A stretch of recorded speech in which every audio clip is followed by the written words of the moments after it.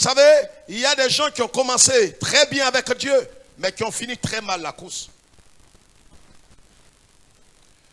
Aujourd'hui, si on entend parler de divorce, ce n'est pas la volonté parfaite de Dieu. Ce n'est pas le plan de Dieu. Ce n'est pas le plan initial de Dieu. Quand les hommes se marient, ils ne se marient pas dans la pensée de divorcer. Malheureusement, pendant leur vie, à un certain moment, il y a des choses qui les ont échappées. Et qu'est-ce qui va se passer? Qu'est-ce qui va se passer?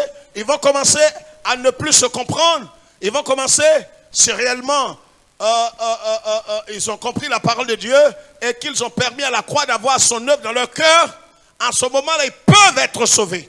Sauvés de la situation. Mais si ce n'est pas le cas, ils vont à la dérive. Parce que l'unique voie, il n'y en a pas deux, l'unique voie pour la délivrance du croyant en Christ, pas le chrétien, pas les évangéliques, pas les protestants, mais l'unique voie pour ceux qui sont nés de Dieu et qui ont l'esprit de Dieu, c'est la croix de Christ. Il n'y en a pas deux. Donc il y a quelque chose que nous devons connaître, c'est que Dieu agit en son temps. Quel est le temps dans lequel Dieu agit? C'est ce que la Bible appelle le temps kairos. Le temps kairos. Le temps que Dieu choisit pour opérer, pour accomplir son dessein et ses promesses envers sa création. Ça, c'est le temps kairos. C'est pourquoi une fois ici, je l'ai dit, qu'en ce qui concerne les prières, il n'y a pas de date de préemption. Il n'y a véritablement pas de date de péremption. On voit les médicaments, on voit les produits pharmaceutiques, vous allez lire dessus sur des notices, vous allez voir même peut-être sur l'emballage, on vous dira que ce médicament-là a été fabriqué en 2021 et ça va périmer en 2023. Mais ce n'est pas pareil pour la prière. Non, tu ne m'as pas compris. Mais si ton esprit est fermé, tu ne comprendras pas. Tu entends, mais tu ne comprends pas. C'est pourquoi, si tu as prié, selon la volonté du Seigneur, reste ferme sur la volonté de Dieu. Attends le temps de Dieu. N'emprunte pas des raccourcis. Si aujourd'hui l'église de Dieu va mal, c'est parce qu'à un certain moment, des individus ont voulu emprunter des raccourcis. On trouve que le temps de Dieu est trop lent. On trouve que Dieu est trop lent. Dieu n'est pas lent. Je vais ce soir présenter l'histoire d'un homme qui est connu de tous. Vous savez, on peut se souvenir peut-être de l'histoire de plusieurs prophètes, de plusieurs rois et de juges dans la Bible. On peut même les oublier. Mais il y a un qui sort de l'ordinaire, dont on ne peut pas oublier l'histoire. Ce n'est même pas Jésus. C'est David. Je voudrais vous dire, levez la tête s'il vous plaît. Voici un monsieur qui était jeune et qui a été choisi par Dieu. Il ne s'est pas imposé à Dieu, mais il a été choisi par Dieu. Il a été oint par Dieu. Et Dieu le choisit. Dieu déclare sur sa vie qu'il sera, il est l'homme selon son cœur et en même temps il est celui qui va remplacer le roi déchu, un certain Saül. Écoutez-moi très bien.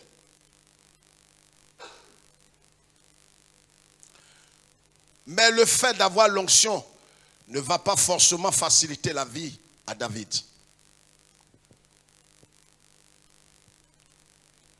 Je voudrais toucher un pan de sa vie ce soir pour comprendre que les héros, ceux qui achèvent la course, c'est des gens qui à un certain moment de la marche, ils comprennent. Ils sont investis de la grâce de Dieu et comprennent qu'il ne faut pas forcer la main du Seigneur. Si je dois attendre, pendant que des gens se précipitent, pendant que le temps de certains est arrivé, alors c'est leur temps de partir. Mais moi, j'attends le temps de Dieu pour ma vie. Non, laisse quelqu'un. Je ne suis pas en train de te motiver. J'ai dit, j'attends le temps de Dieu pour ma vie. Parce que le temps de Dieu est le meilleur. Il y a des hommes et des femmes qui se sont mariés en dehors du temps de Dieu. Des hommes qui sont rentrés dans certaines choses, ils se sont mis au service de d'autres personnes avant le temps de Dieu. Mais ils sont misérables, ils sont malheureux. Quand tu commences à agir en dehors du temps de Dieu, ce sera la misère et la souffrance. C'est pourquoi le psalmiste dira lui-même, David a compris une chose importante. Vous savez, quand il a été oint au roi, comme tout homme, il pouvait se précipiter sur le trône. Il avait la capacité de tuer Saül. La Bible démontre qu'il a 5 raisons légitimes de tuer David. Il en avait les raisons. De tuer Saül. Il n'a pas fait.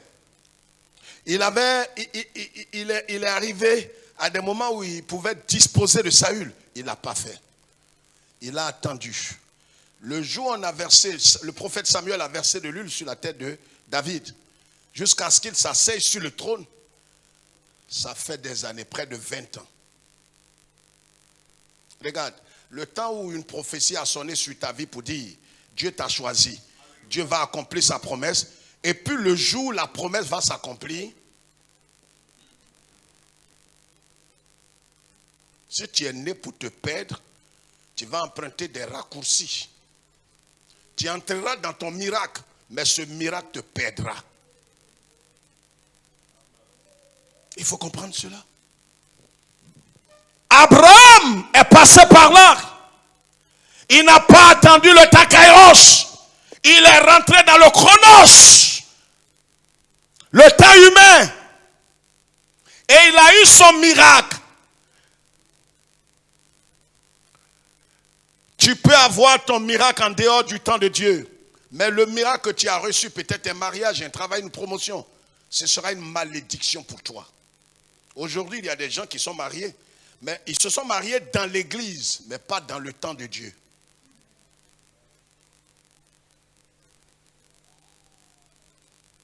C'est pourquoi je souhaite vivement que tu discernes le temps et que tu saches véritablement est-ce que c'est dans le temps de Dieu que je suis pour la promesse. Ecclésiaste chapitre 3, nous sommes à l'école des disciples de Christ, il faut prendre note. Ecclésiaste chapitre, je voudrais saluer tous ceux qui nous suivent partout dans le monde. Nous savons que nous ne sommes pas dans les mêmes heures. Ecclésiaste chapitre 3, le verset 11, Galates chapitre 4, verset 4, le psaume 102, verset 13, le psaume 102, verset 13, le psaume 145, verset 15, le psaume 130, verset 5.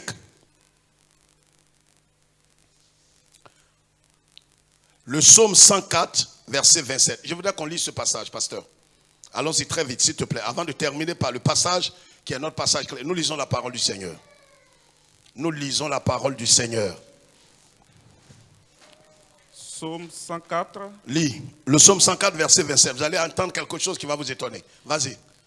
Tous ces animaux. Tout quoi? Tous ces animaux. Tous les quoi? Animaux. Les animaux. Très bien. Espère en toi. Espère les animaux, pas des hommes. C'est pourquoi Dieu nous jugera, frère. Même les animaux espèrent en l'Éternel. Amen. Je pensais que tu allais comprendre. Amen. Non, je t'ai dit, laisse quelqu'un répondre. J'ai dit, les animaux, les bêtes des champs. Amen. Ils espèrent en l'Éternel. Les animaux n'ont pas d'intelligence. Ils ont ce qu'on appelle l'instinct. Mais ils espèrent. Ils croient que ce que Dieu a dit qu'il va faire là, il va le faire. Vraiment, non, tu n'as pas d'excuse. Parce que ceux qui espèrent attendent le temps de Dieu. Est-ce que quelqu'un m'entend bien? Amen. Parce que tu peux avoir des oreilles et ne pas entendre comme il se doit. J'ai dit, ceux qui espèrent en l'Éternel, c'est ceux-là qui attendent le temps de Dieu. Amen. Quelqu'un qui n'espère pas, il ne peut pas attendre. Il est pressé. Vous voyez, quelqu'un qui est impatient, c'est quelqu'un qui n'espère pas en Dieu. Il ne croit plus. Il est désespéré. Il dit, ah, vraiment, en tout cas, tout ce qui tombe sous ma main, je prends. Tout ce qui tombe sous ma main, ça fait au moins près de 12 ans, j'attends. En tout cas, n'importe quel homme qui me... Maintenant, moi, je m'en vais.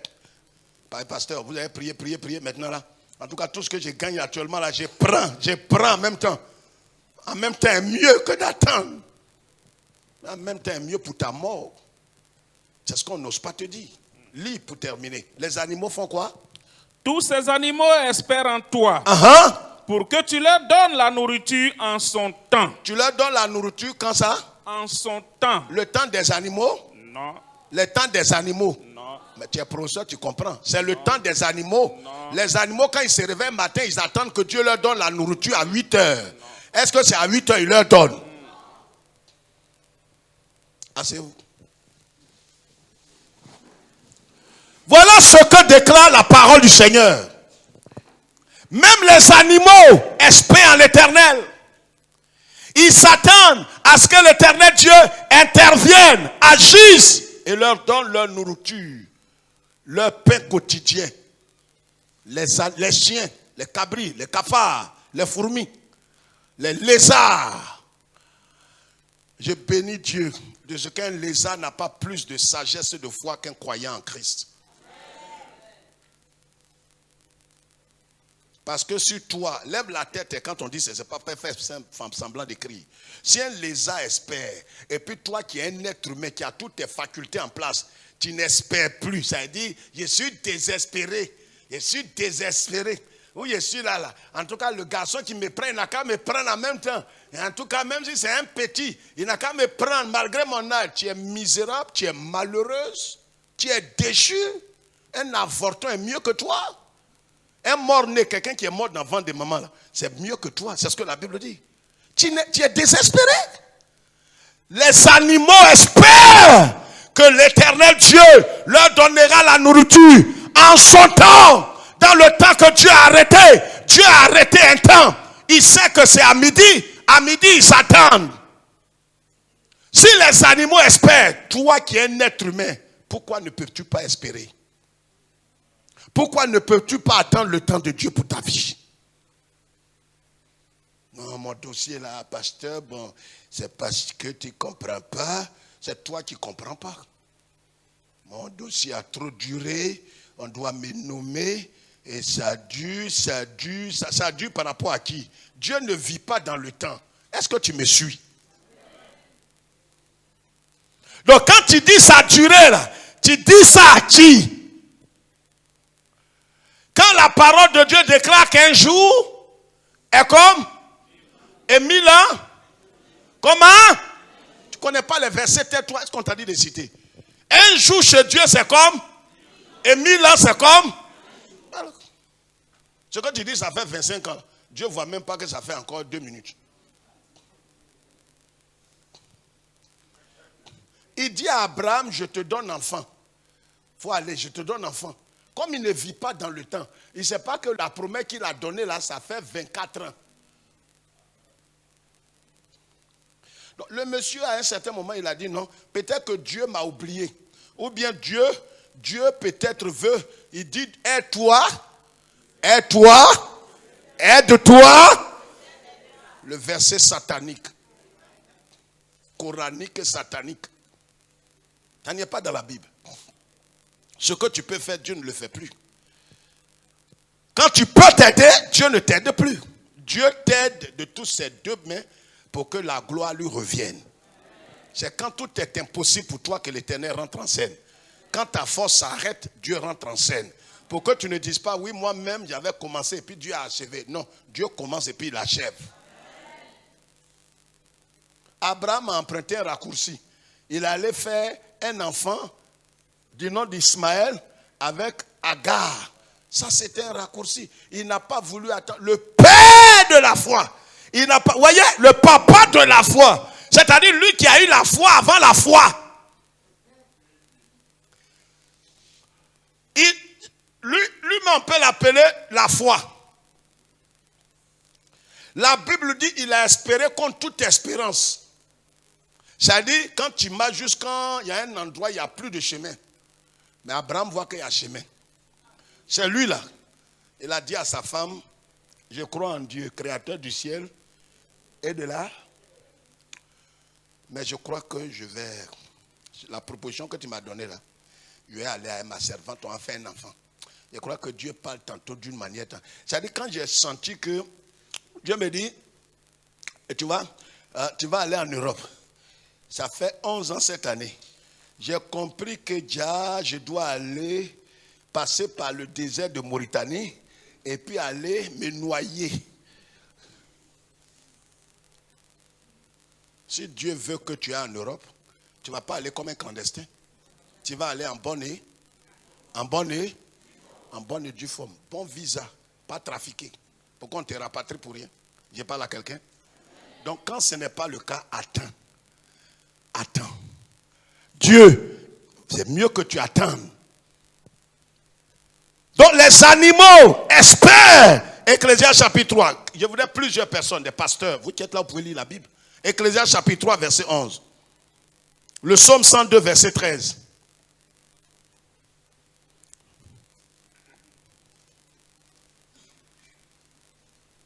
Allons-y. On gagne du temps, on n'a pas assez de temps. Hein? Il fait toutes choses bonnes en son temps. Le psaume combien? Ecclésias 3, verset 11. Quelqu'un prépare le psaume 102, verset 13. Le psaume 145, verset 15. Allons-y. Il fait toutes choses bonnes en son temps. Il fait toutes choses bonnes en son temps. Lequel temps? Le temps Kairos, pas ton temps. Tu auras bien voulu que Dieu agisse en ton temps. Seigneur, mon temps, regarde ma vie. Seigneur, ma vie est en train de... Oui, le Seigneur sait. Il sait que ta vie est en train de prendre un coup. Tu es en train de vieillir. Tu es en train de prendre de l'âge. Il sait ça.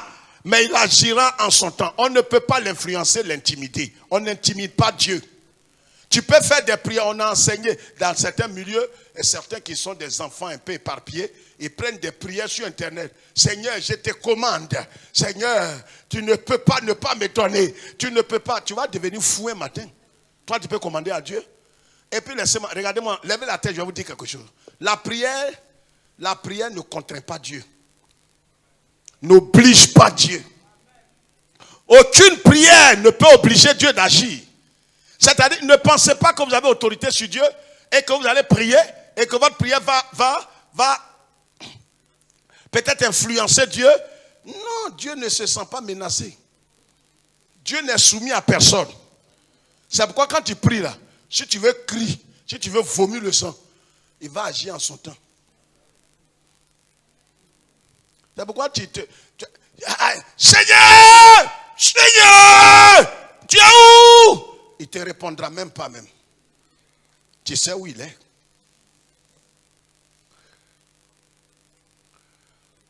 Ne te décourage pas. Peut-être que tu attends depuis des années que l'Éternel Dieu rentre en scène pour toi. Mais attends, le problème est que dans le principe de Dieu, il n'est soumis à personne. Dieu agit en son temps. Si tu n'as pas compris ça, que tu marches avec lui, tu perds ton temps. Tu crois que non, comme tu as dit ça, tu as fait ça, tu as fait ça, tu as fait ça. Automatiquement, Dieu dit, bon, ce que je devrais faire dans 15 ans là, je te donne. Non. Peut-être il a prévu que tu te maries et puis 3 ans après, c'est fini. Entends ta camarade, elle doit se marier, normalement elle doit faire 37 ans de mariage. Toi tu dois faire 3 ans. Il y a un qui doit faire 45 ans. Dieu a arrêté tout ça d'avance. Maintenant si toi tu veux faire 37 ans, parce que ta soeur s'est mariée, c'est là que tu vas aller tomber sur le neveu de Lucifer. Là toi-même tu demandes la mort, oh la mort ne vient plus. Parce que le monsieur te frappe matin, midi et soir. Quelqu'un comprend ce que je suis en train de dire là? Attends le temps Kairos. Le temps voulu par Dieu. Le temps qui entraîne l'action divine. Le temps où Dieu agit de son propre chef. Et quand il agit, même ce que tu as perdu, je vais te montrer ce soir avant qu'on ne parte. David, il est le 8e fils de Jessé. Son père s'appelle Isaïe. C'est un Bethlémite. Il est le 8e fils. Mais je vais vous montrer quelque chose ce soir qui va fortifier votre foi. Et vous allez comprendre que c'est mieux d'attendre le temps. Parce que Dieu, regarde, soyons honnêtes, hein, c'est vrai, quand je dis ça, tu dis, pasteur même, souvent tu dis des choses, ça brûle mon cœur. D'attendre, ça dit, jusqu'à quand je vais attendre? Moi, c'est ça, je vais savoir. Je ne sais pas. Mais ce que je sais, par contre, est que si tu attends le temps de Dieu, Dieu vient tard, mais il ne sera jamais en retard. Ça dit le temps où il vient là, Dis frère, il va faire quoi? Laisse ta soeur parler. Toi, ta bouche est fermée. Dis frère, il va faire quoi? Non, laisse ta soeur qui est derrière la parler. Dis frère, il va faire quoi même? Mais c'est ce que je vais t'expliquer. Le temps que tu as laissé, le temps, on dirait que tu es en retard là. Il va racheter tout ça. Quelqu'un croit à ce que je suis en train de dire là? Regarde ceux qui ont l'air. Il met sa tête comme ça. Je dis, est-ce que quelqu'un croit à ce que je dis là?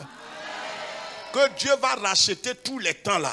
C'est-à-dire toi, tu as au moins peut-être 52 ans. Tu n'es pas encore marié, Seigneur. Regarde mon corps de Seigneur. Où tu m'amènes? Mais 52 ans là, tu te maries. Des gens qui se sont mariés avant toi, il y a 12 ans, quand ils vont te voir, ils vont bénir le Seigneur. Amen. Je vais te montrer le passage ce soir et ton cœur sera dans la sérénité. C'est pourquoi ne te presse pas, agis selon le temps de Dieu. Amen. Le passage, Psaume 102. Oui. Mais toi, Éternel, tu règnes à perpétuité. Et ta mémoire dure de génération en génération. Le Psaume 102, verset 13, oui, vas-y. 145, verset 15.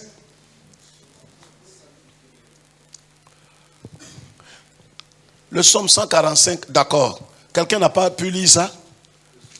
Pasteur, prends-nous le Psaume 89, parce que là, si je vais compter sur vous, je crois qu'on va passer là, dimanche ici. Les yeux de tous. Oui. Les yeux de tous espèrent en toi. Les yeux de tous espèrent en toi. Et tu leur donnes la nourriture en son temps. Tu leur donnes la nourriture quand? En son temps. Toujours ici les questions de temps, de saison, du temps kairos. C'est-à-dire Dieu n'agira pas pour toi ni dans ta vie, ni dans ta santé, ni dans ton foyer, ni dans tes entrailles, ni dans ton travail. L'éternel Dieu n'agira pas en dehors de son temps. Quelle que soit l'alliance que tu as avec Dieu, quel que soit ton amour pour Dieu, quel que soit ton dévouement pour le Seigneur, l'Éternel agit toujours en son temps. Maintenant, regardez, prends le psaume, on va aller très vite. Prends le psaume 89. Le psaume 89, prenez tous le psaume 89. Je vais décortiquer quelque chose par la grâce de Dieu et nous allons comprendre, le temps ne nous permet pas. On n'a seulement que 15 minutes. Le psaume 89, lis à partir du verset 14. Le psaume 89. Ton bras est puissant. Ta main forte, ta droite élevée. Vas-y. La justice et l'équité sont la base de ton trône. Voilà ce que le psalmiste David, après tout ce qu'il a vécu, je voudrais faire peut-être un petit rappel. Vous savez, levez la tête rapidement. Je vous cite quelque chose en moins de 2 minutes. David a vécu des expériences humiliantes. Vous savez, quelqu'un ou un roi, c'est-à-dire, vous voyez, imaginez par exemple dans un état, quelqu'un, il a prêté serment, il a fait tout. Au lieu d'aller vers le palais, on voit que il est en train de courir pour aller à l'intérieur du pays. Parce que celui qui est là, il ne veut pas faire patation. Donc il court pour aller quelque part, on dit dans les champs. Et on demande, on dit, mais le président qui a été élu là, il est où? Qui a prêté serment là? On dit, il a prêté serment, mais actuellement il est en train de faire chant des VA. Est-ce que quelqu'un me comprend un peu? Après ça, on dit non, il est vers Vavois. Il est en train de faire chant des palmiers à huile. Après ça, on dit non, il est tombé vers Gagnoa. Il est en train de faire riz dans un bas-fond. Il est apprenti vraiment des frères burkinabés qui sont là-bas. Il est en train de les aider. C'est-à-dire à la fin, soyons honnêtes et parlons en tant qu'être humain. Il n'y a pas quelqu'un qui va croire en lui là. On dira même que c'est un menteur. Lui là, il n'a pas été choisi par Dieu. Il s'est proclamé lui-même roi. Est-ce que quelqu'un est d'accord avec moi? C'est le cas de David. C'est-à-dire, c'est pour ça qu'un homme comme Shimei a pris ça pour dire, tu es un bâtard.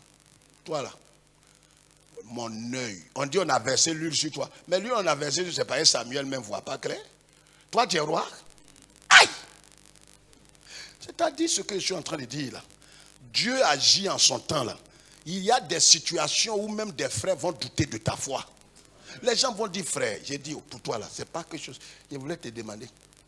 Ça fait combien d'années dans cette affaire-là? Tu es dans le Seigneur, tu crains Dieu, tu ne cherches pas garçon, tu es dans la sainteté, la chasteté. Si on veut bien compter depuis, ça fait 14 ans, 6 mois cette année. Aïe! Tu es courageux, Joe.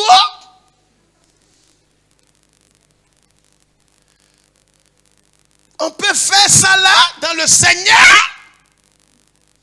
On peut dépasser ça.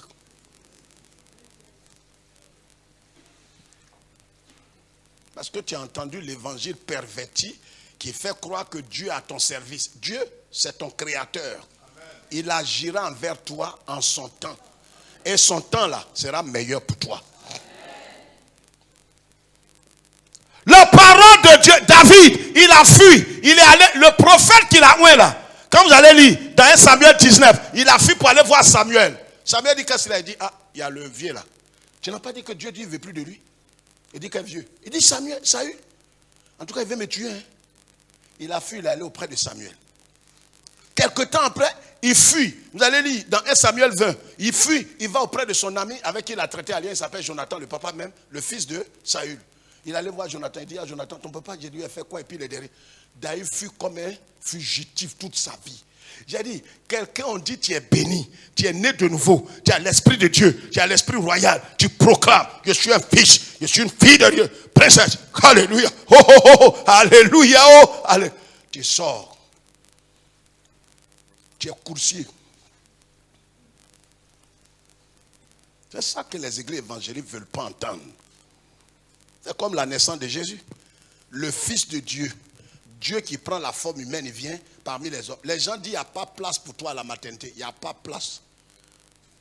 Le Créateur, lui-même, c'est comme toi-même, tu loues une maison, 3 chambres, salon. Tu sors, tu vas au travail, tu viens, les chambres là sont occupées. Ta femme dit non, ma maman est venue, elle et moi on dort ici. Tu veux mettre ta tête dans la chambre des enfants, il dit, papa, tu cherches quoi ici? Va dans ta chambre.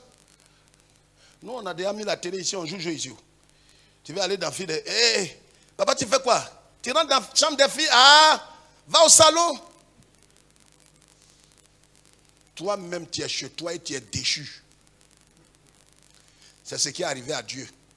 Il a créé la terre, mais il ne connaît pas bien les gens. Le jour que lui-même, il dit, il vient ici, on dit, il n'y a pas place pour toi. Quelqu'un comprend ce que je suis en train de dire là? Ils sont allés dans une maternité, la femme là leur a dit, venez voir. Vous voulez faire quoi?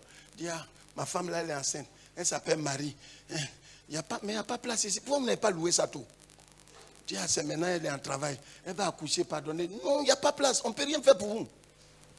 Il y a une bergerie là, vous entendez les bé, allez là, voilà, c'est pas grave. Pour la première fois dans l'histoire de l'humanité, une femme va accoucher parmi les moutons.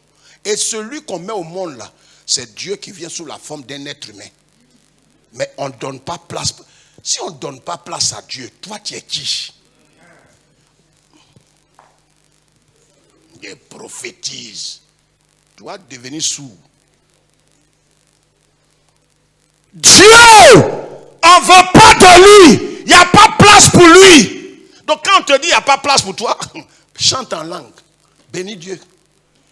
Ils sont en train de te traiter comme ton père. Car tel père.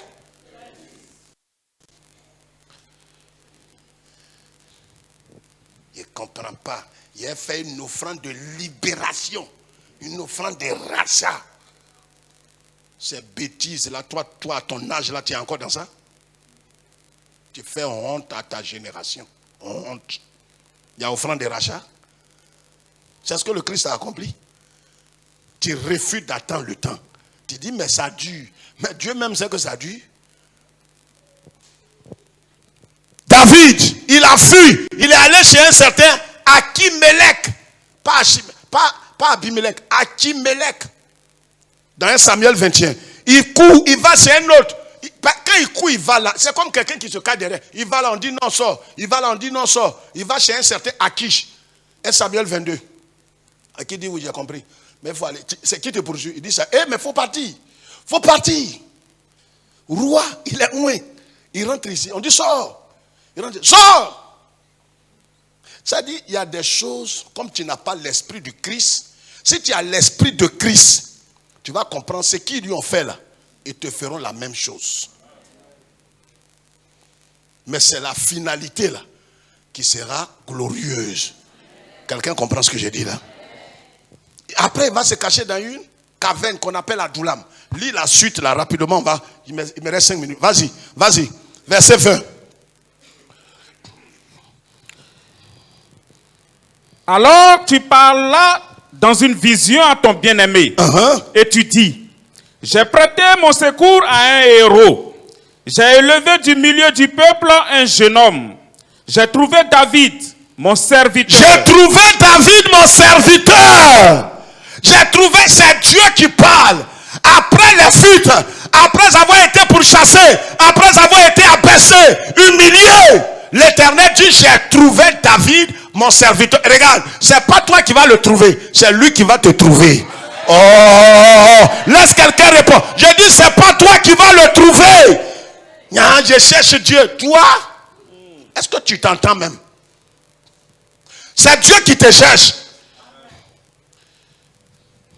Parce que là où il t'a dit d'attendre, tu t'es déplacé. David rentre ça et là. Et il dit, j'ai trouvé qui? David. J'ai trouvé qui? Aidez-moi, j'ai trouvé qui?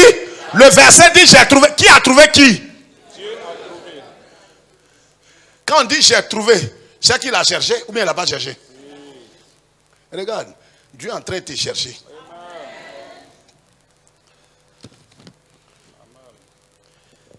Dis frère, qu'est-ce que tu en sais? Mais il a demandé à Adam, mais Dieu est là pour nous chercher depuis. Il dit quoi? Il est descendu. Car le Fils de l'homme est venu quoi? Chercher. Il a ta recherche. Arrête-toi. Il y a des guélibats qui sont derrière toi en frappe pour qu'on t'attende. Dieu a ta recherche. Dis à ton frère, c'est de toi, il parle comme ça. L'Éternel va te retrouver.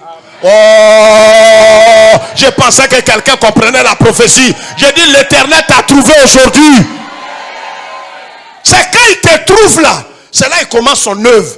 Quand il t'a trouvé, c'est que c'est le temps quoi? Chronos ou bien Kairos? Dis plus fort que ta soeur. C'est le temps. Le temps. Le temps. Le temps. Kairos. Dès qu'il t'a trouvé, je t'annonce ce soir qu'il t'a trouvé déjà. C'est qui va commencer son œuvre dans ta vie. Quelqu'un me dit Amen. Lis le verset 22, le verset suivant dit quoi? J'ai trouvé David mon serviteur. Vas-y. Je l'ai oint de mon huile sainte. Voilà ce que Dieu va commencer à faire. Note rapidement, ceux qui prennent note. Dès qu'il te trouve, il met sa qualification sur toi. Il dit, je l'ai oint d'huile. Premièrement, je l'ai trouvé. Et maintenant, il dit quoi? J'ai mis quoi? Je l'ai oint de mon huile sainte. Je l'ai oint de mon huile sainte. Ce n'est pas un prophète qui va mettre l'huile de caïman sur toi. L'Éternel, quand il te trouve, il te qualifie. Quelqu'un m'entend?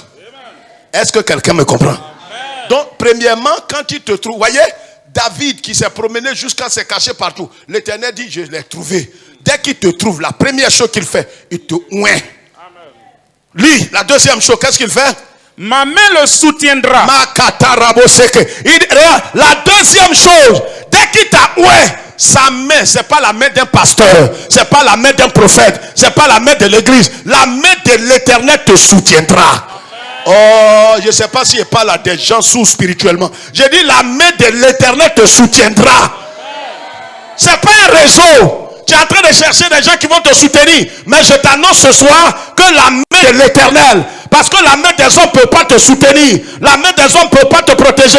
La main de l'Éternel, c'est lui Dieu qui parle. Il dit, ma main le soutiendra. Quelqu'un me dit Amen de tout son cœur. Deuxièmement, ma main le soutiendra. Troisièmement, et mon bras le fortifiera. Mon bras le fortifiera. Je t'annonce que le bras de l'Éternel va te fortifier. Oh oh, le bras de l'Éternel va te fortifier. Toi qui nous suis, découragé, abattu, incompris, désespéré. Troisième chose, le bras de l'Éternel va te fortifier. Quatrième chose, l'ennemi ne le surprendra pas. Oh! Je t'annonce, c'est Dieu qui le dit.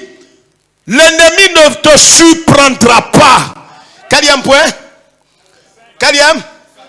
Qu'est-ce que l'ennemi ne te surprendra pas? C'est quatrième point. Quatrième point. L'ennemi ne te... Regarde, actuellement, ils sont en train de faire des coups fourrés. Est-ce que quelqu'un est dans la joie ce soir? Est-ce que tu es vraiment content? L'ennemi ne va pas te surprendre. Est-ce que quelqu'un comprend ce que je dis? Ils sont en train de faire leur coup. Honnêtement, soyons honnêtes. Quand tu regardes les choses, la façon dont les choses se déroulent, tu te demandes s'ils ne vont pas te surprendre. Soyons honnêtes. Qui a pensé comme moi comme ça? Les honnêtes vont lever la main, les menteurs vont baisser leurs mains. À un certain moment, ça, ils vont me surprendre. Ça, ils vont tomber sur moi un matin comme ça, pour moi, c'est fini. Mais je t'annonce que le Seigneur dit, ils ne te surprendront pas. Quatrième point. Sixièmement, le méchant ne t'opprimera point. Combien? Donc, cinquième, le méchant ne t'opprimera point. Regarde, il y a des gens que Satan est en train de jongler. Ils ne peuvent pas dormir, ils ne peuvent pas s'asseoir. Dans tous les sphères de leur vie, Satan est en train. Mais le Seigneur t'annonce le simple fait qu'il t'ait trouvé et qu'il t'a trouvé en son temps et qu'il a commencé son œuvre dans ta vie. L'ennemi, il ne permettra pas. Parce que maintenant tu es sous son contrôle. Il ne permettra pas. Oh, laisse quelqu'un répondre et puis mon cœur va être dans la joie. Dis à ton voisin, l'ennemi ne m'opprimera pas. Sixièmement, j'écraserai devant lui ses adversaires. Qui va écraser? Qui ça? Oh, réponds correctement, on va partir. Qui va écraser qui? C'est toi qui dois faire retour à l'envoyeur. Apprenti sorcier. Et on vous a enseigné ces bêtises dans les églises évangéliques, dans plusieurs milieux. Retour à l'envoyeur. Maintenant c'est ton oncle. Alléluia, prophète. Professeur, c'est mon oncle. Mon oncle qui veut donc de faire quoi? De le tuer ou bien de ne pas le tuer? Un homme qui tue son prochain est un maudit, un sorcier, un baïfou, un gougnon. On ne cherche pas à tuer son ennemi. Jésus dit bénissez-les et nourrissez-les. Regarde ce qu'il dit. Il ne dit pas de faire retour à l'envoyeur. Il dit tout simplement, moi-même l'Éternel, comme je t'ai trouvé, je vais dérouler le rouleau compresseur. Je vais écraser tes ennemis. C'est bon ou bien c'est pas bon? Quatrième point. Je frapperai ceux qui te haïssent. Amen ou pas amen?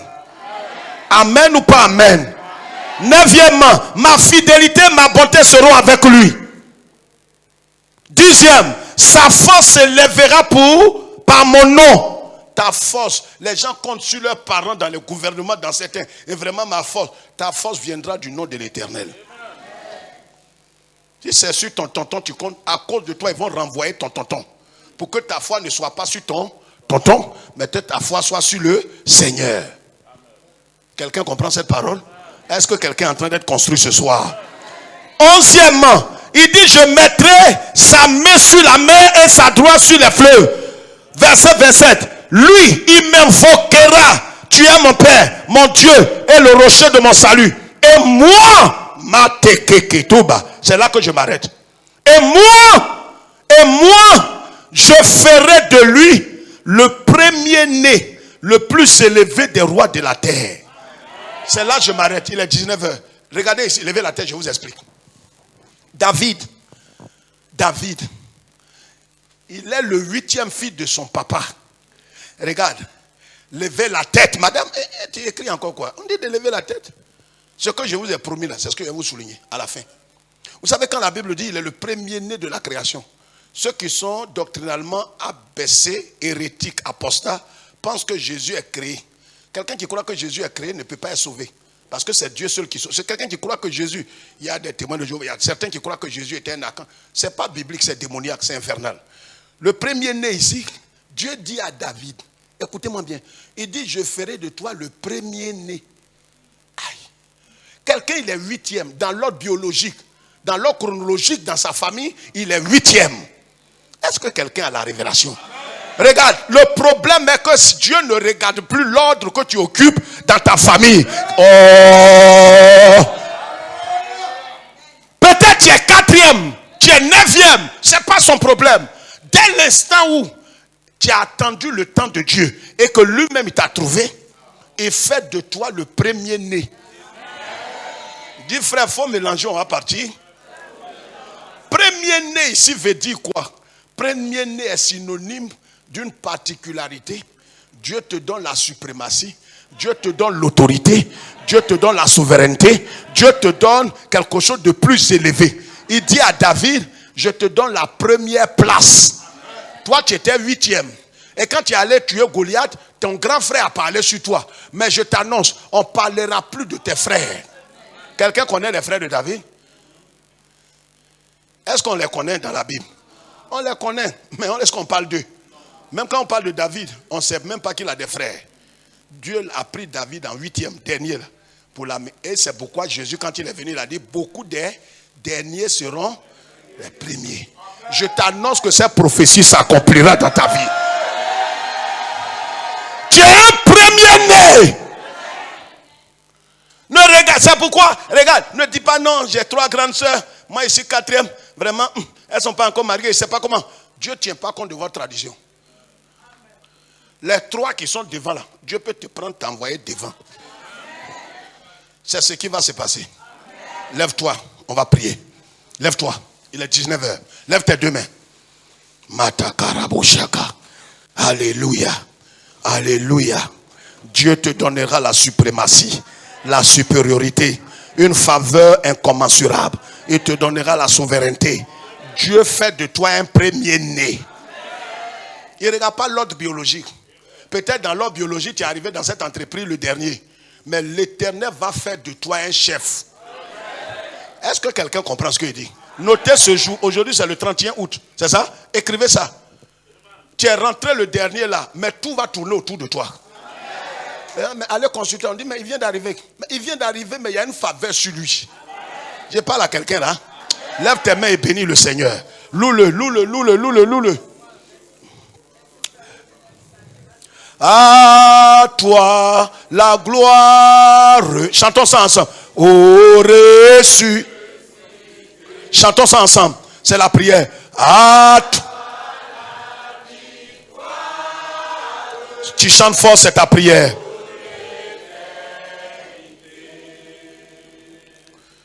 Et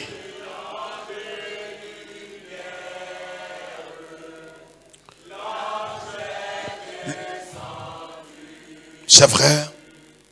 Il roule la pierre du tombeau vaincu. Dis le plus fort. À qui la gloire? Oh, à toi la victoire pour l'éternité. Acclamons le Seigneur notre Dieu. Acclame-le avec un bon cri de joie. Acclame-le avec un bon cri de joie à l'endroit de Dieu.